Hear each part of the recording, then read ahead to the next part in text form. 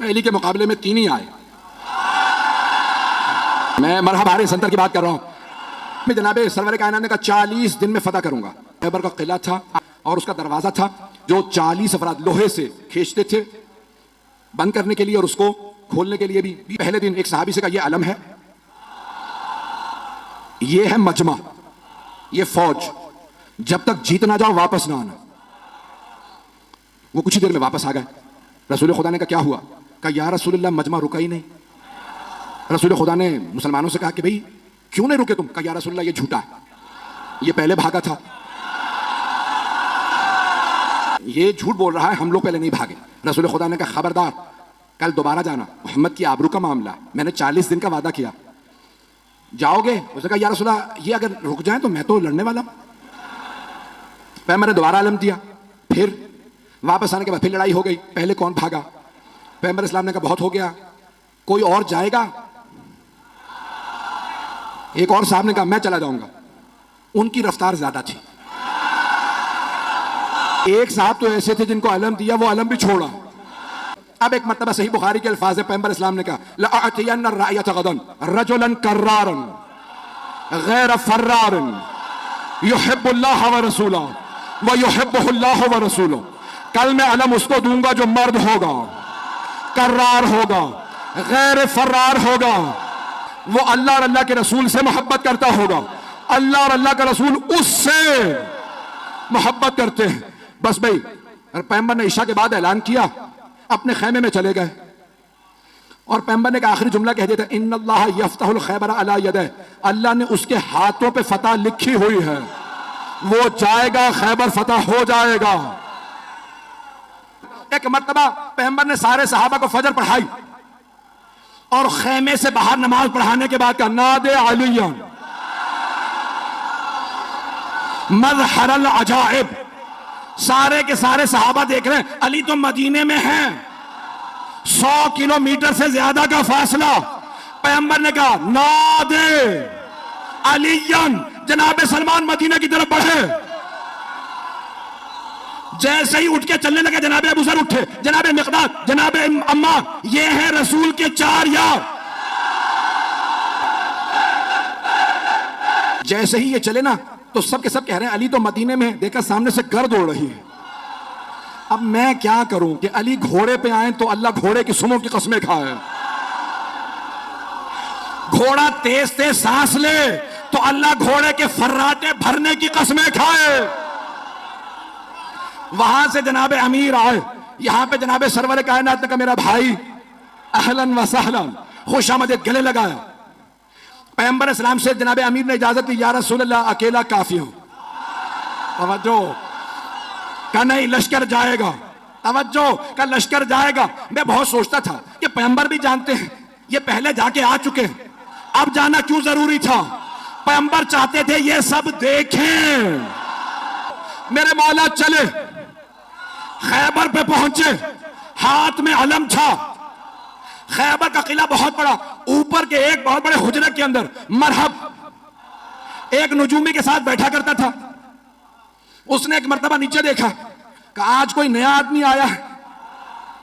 ایک مرتبہ جناب امیر نے، ہاتھ میں علم تھا، علم ایک لوہے کی سلاخ میں تھا، مولا نے علم اکھاڑا، پتھر کے اندر گاڑا. مرحب نے خاموشی سے پلٹ کے نجومی کو دیکھا کہ اب تک جو آ رہے تھے نا وہ علم پھینک کے بھاگ رہے تھے، اس کا مزاج کچھ اور ہے. توجہ، کہ اس کا مزاج کچھ اور ہے، اس نے پتھر میں علم گاڑ دیا. نجومی نے کہا پریشان ہونے کی بات نہیں ہے، ایک برج ہے، جب وہ اس ستارے کے سامنے آتا ہے نا تو لوہے کے لیے پتھر موم ہو جاتا. کمال اس کا نہیں ہے، اس برج کا ہے، وہ اس ستارے کے سامنے ہے، اس لیے لوہے کے لیے پتھر موم ہو چکا ہے. مرحب نے دوبارہ پلٹ کے دیکھا، امامت کے کانوں نے سنا، میرے مولا نے علم اٹھاڑا، پھر علم گاڑا، پھر علم اٹھاڑا، پھر علم گاڑا. جب 9 مرتبہ، اب ایک مرتبہ نجومی نے کہا خبردار اس سے نہ لڑنا. کہا کیوں؟ ابھی تو تم نے کہا تھا کہ کمال اس کا نہیں ہے. وہ برج جب ستارے کے سامنے آ جا تو لوہے کے لیے پتھر موم ہو جاتا ہے؟ کہا نہیں، کمال اس کا ہے۔ کہا کیسے؟ کہا جب یہ علم اٹھاتا ہے برج ستارے کے سامنے سے ہٹ جاتا ہے، جب یہ دوبارہ گاڑتا ہے برج واپس آتا ہے، یہ زمین پہ بیٹھ کے ستارے مرحبا آیا۔ جناب امیر نے تعارف کروایا، سمتنی امی حیدرہ، میری ماں نے میرا نام حیدر رکھا۔ ہر جنگ میں مولا نے کہا میں ہوں علی ابن ابی طالب، ہر جنگ میں کہا ابو طالب کا بیٹا علی۔ آج کہہ رہے ہیں میری ماں نے نام حیدر رکھا۔ تو علماء کہتے ہیں دو وجہ سے، ایک تو یہ بتانا چاہتے تھے جیسا میرا بابا قابل فخر ہے ویسی میری ماں قابل فخر ہے۔ اس کی ماں نے اسے وصیت کی تھی، سارے بھائیوں کو وصیت کی تھی، مجھے کسی نجومی نے ذائچہ بنا کے بتایا تھا تیرے شیر جیسے بیٹے ہوں گے، جس سے ٹکرا جائیں گے مار دیں گے، بس بیٹوں سے کہنا حیدر نامی آدمی سے نہ لڑے۔ جیسے مولا نے کہا سمتنی امی حیدرہ، میری ماں نے نام حیدر رکھا۔ اس نے سن تو لیا، کہا اچھا میری بھی ماں نے کہا تھا حیدر سے نہ لڑنا، یہ وہی حیدر تو نہیں، سمجھ بھی گیا۔ بہرحال یہ مرحب آیا۔ ایک مرتبہ آنے کے بعد جناب امیر کے سامنے اس نے تلوار کھینچی، حملہ کیا۔ مولا نے تلوار سے نہیں ہاتھ سے اٹھا کے پھینکا۔ جب گر گیا نا مولا نے کہا ایک بار پھر آ جا، تاکہ وہ یہ نہ سوچے کہ بھئی شاید میں صحیح وار نہ کر سکا۔ مولا نے کہا ایک بار پھر آ جا، میں حملہ نہیں کروں گا، تو حملہ کر۔ اس نے پھر حملہ کیا، علی نے 2 انگلیوں سے اٹھا کے پھر پھینکا، کہ آخری موقع دے رہا ہوں آ جا۔ اب مولا نے ذوالفقار کھینچی، اس نے جست لگائی۔ ایک مرتبہ میرے مولا نے کہا اللہ اکبر۔ اب سارے مجمع نے دیکھا بہت پھرتی سے علی کی تلوار چلی۔ لوگ کہنے لگے ہوا کیا؟ 2 ٹکڑے گرے۔ حارث آیا، انتر آیا، دیکھ چکے تھے مرحب کا کیا ہوا، پھر بھی بھاگے نہیں۔ کافر تھے، یہودی تھے، لیکن غیرت مند تھے۔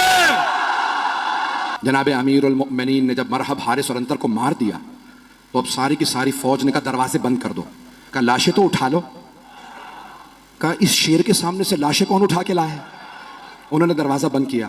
اب بیچ میں نے کہا نا کھائی تھی، گہری کھائی تھی۔ جناب سلمان کہتے ہیں کہ میں نے دیکھا علی آگے بڑھے، خیبر کے در میں ہاتھ ڈالا اور اسے ایک ہاتھ سے اکھاڑا۔ اکھاڑنے کے بعد کھائی کے اس پار آئے، صحابہ سے کہا سوار ہو جاؤ میں پہنچا دوں۔ توجہ، نعرہ نہیں آئے گا۔ مولا نے خیبر کا در اٹھاڑا، سب کو کہا سوار ہو جاؤ، اس بار لے کے پھر آئے۔ جناب سلمان کہتے ہیں تعجب مجھے اس پہ نہیں تھا کہ علی نے خیبر کا در اٹھاڑ لیا تھا، تعجب اس پہ تھا کہ جب علی آ جا رہے تھے علی کے پاؤں زمین پہ